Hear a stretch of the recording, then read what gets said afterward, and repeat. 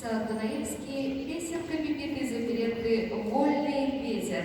Оркестровка Рустем Абязова. Поют учащиеся 8 класса детской музыкальной школы номер 6 города Набережные Челны, лауреат международных, всероссийских и республиканских конкурсов Васильева София.